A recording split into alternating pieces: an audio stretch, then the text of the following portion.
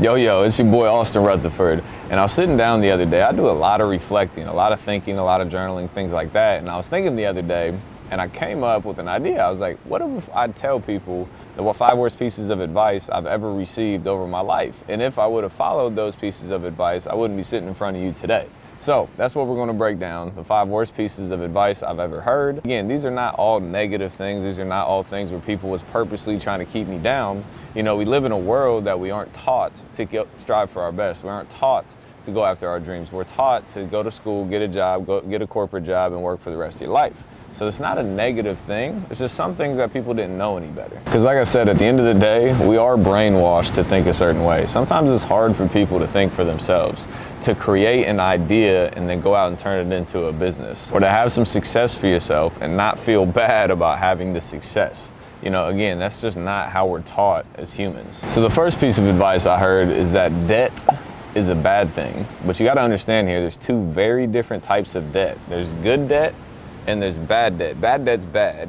Good debt is a great thing to have in this life. So bad debt is just wasteful things that produce $0 of income. They will never produce income. They're a liability at all times. So what are some examples of bad debt?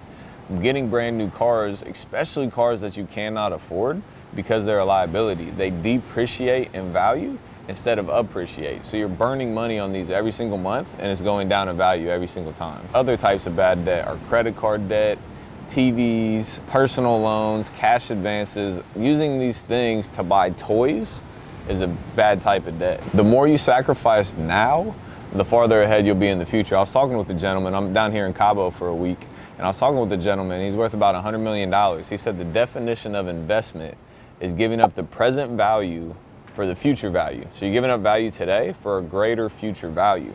When he said that, it really hit home. So for me, when I started in real estate, I was making 6 figures, multiple 6 figures every year, and I was driving a 2004 Toyota Camry because I took that money and reinvested it and bought rental properties and put it back into my business because I didn't need the fancy cars. So then I bought enough rental properties that produce income to then allow me to go out and buy a car. So you don't want bad debt. You don't want debt that depreciates over time. Now on the other side, good debt. Good debt is usually referred to as leverage. So when you leverage something, you put debt on that. So the biggest example out there is real estate. So if you got a $200,000 property, instead of you putting $200,000 down, you put, let's say, 25% down. So you put $50,000 down and the bank gives you the other $150,000 as a mortgage, as a loan on the property. That's good debt because that income pays for itself. But keep in mind here, you do not want to over leverage yourself. So we stay at 70 to 75% leverage. So if things do tank or take a downturn, you know, hopefully they don't lose more value than 25 or 30%. Because if you leverage at 80, 90, 95% and something changes, you can instantly lose money very, very easily. Keep in mind, I'm millions and millions and millions and millions of dollars in debt right now, but they all produce income for me. And that income pays the properties off. So eventually I'm gonna own these properties free and clear, and I will never have to make a payment on the property. The income pays for the property. I make money every month.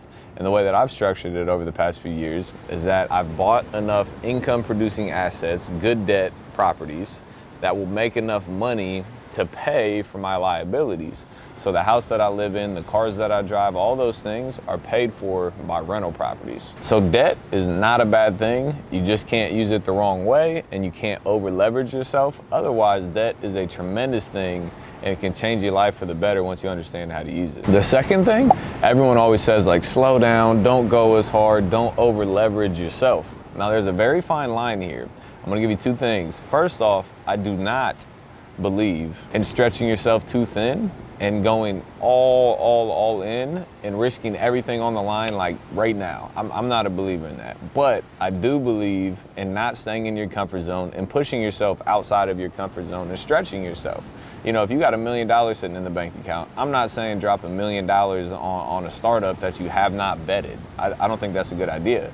But if you got money in the bank and you're presented an opportunity that makes sense and you do your research on it and it's a little bit uncomfortable, but the numbers make sense and the deal makes sense, I'm saying go for it. You have to push yourself. You have to get outside of your comfort zone to ever grow in this world. So if you live safe forever, you're never going to hit what you actually want to hit.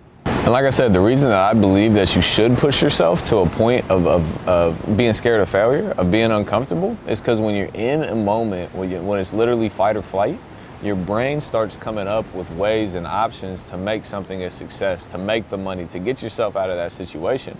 So I've done in the past where I've bought something that at the end of the day I could pay for, but it was stretching my limits. But I did it on purpose because I wanted to force myself to make more money, to go harder. And the crazy thing about it, when you live somewhere in between, not risking it all in 5 seconds, but not playing it safe, you're in the middle and you're pushing yourself past that uncomfortable position. The crazy thing is, somehow, some way, things tend to work out because your mind thinks of options and solutions at all times because it doesn't want you to fail. So again, I believe in pushing yourself to an extent, getting yourself uncomfortable, going for something bigger, but not, again, risking it all day one. But I do not believe in playing it cool in your comfort zone. You have to get outside your comfort zone. And then this one is wild. People always say, why are you spending that much money and investing in yourself or buying a coaching program or buying a mentorship program? Why are you doing that? It's the craziest thing I've ever heard. The single best investment you can ever make in your entire life is investing in yourself. So people that don't invest in themselves never grow. People that continuously invest in themselves continuously get to the next level. So I'm a massive believer in actually investing in yourself and working on you as an individual. I spent over $107,000 on my education in 2019 alone. 119 grand in my continuing ed, because I believe in education. I believe in growth. I believe in surrounding myself with other people. One of those investments was 50 grand for a 48-hour time period. 48 hours for $50,000. Some people said I was insane, but I looked at it very, very clearly. If I just learned a couple things while I was there, a couple things that got me 2, 3, 4, 5 extra deals for the entire year, or made me grow a little bit outside my comfort zone and do a joint venture, making that 50 grand back is very, very simple. You can make a lot more money than $50,000 in real estate if you take advantage and learn the things and actually go out there and implement it. So to me, it was a no-brainer. You spend that much money, you learn, you get deals to make more money. It's simple math. And then especially if you're playing like with smaller, a $1,000 investment or a $5,000 investment into yourself, especially in real estate and most businesses, it's so easy to make that money back. Unless you're selling like 3-penny pencils or something. But in real estate, a deal is worth 5, 10, 20, 30, 40, 50 grand. So that pays for itself like 10 times over on the first deal. And then I don't know about you, but throughout my life, I've always heard that you can't do that. I think this one's obvious. At the end of the day, it's just haters hating on you for going after your dreams. They're too good in their comfort zone. They don't want to grow, so they take it out on you and tell you that you can't do something. You can do anything you put your mind to at the end of the day. If you really break it down and think about it, when everybody wakes up in the morning, we all go and brush our teeth. Or at least you should go brush your teeth. But we all wake up and brush our teeth the same way. We all wake up and tie our shoes the same way. At the end of the day, if you cut all of us, we all bleed red. There's no inhuman person here. There's no alien here. We all bleed the same color. So if somebody else can do something, why can't you? And why does somebody have the right to tell you that you can't do it? Because they don't want to do it. Forget their opinions. Everybody's got their own opinion. At the end of the day, you can't let others hold you back, and you can't let their fear stop you from doing what you want to do. And now this last one, this one's just for me. It's probably going to be controversial. This works for some people and doesn't work for some people. So again, this is my personal opinion. When everybody always says, go to high school, graduate, go to college, get a degree, go get a job and work for the next 10, 50, 60 years of your life, in my opinion, I'm not a believer in that. I think we're in a different world right now. There's a technological world that we live in, and I think there's crazy opportunity outside of the college realm. And I'm not saying, if you're a doctor, if you're a nurse, if you're going there to learn a specific trade that you have to be licensed in, I'm all for it. I'm on board.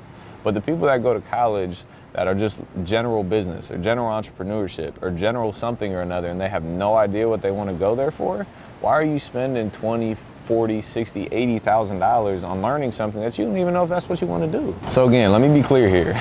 I'm not saying that nobody should go to college. That's not what I'm saying here at all. It is right for the right people, but I think in this society, in this world, we put everybody in a box that they have to go to college, and that's not even close to being realistic. Not even close. Way too many people are going to college and getting into massive debt that they don't even understand what that debt will do for the rest of their life and how much money they're going to have to pay back on it for the rest of their life, it's misleading. So I'm here to just say that there are other options. There's trade schools, there's online, there's Amazon, there's drop shipping, there's real estate, there's all these other things that you can do besides going to school and getting into a massive amount of debt and setting yourself back for the rest of your life. And if you do go to college, make sure you do one thing, because college is tremendous for networking. It's great for networking. You never know who you're going to meet at college that's going to go on to do great things, or be in a great position, or get a great job, or start a great company. So when you're in college, make sure you network, make sure you talk with people, because that's going to be priceless, the relationships that you can build from that. And make sure you start a side hustle in college. Don't just be the one that goes to school and comes home and parties, and goes to school and comes home and parties. Start something, start a side business, start cutting grass, start selling beer, start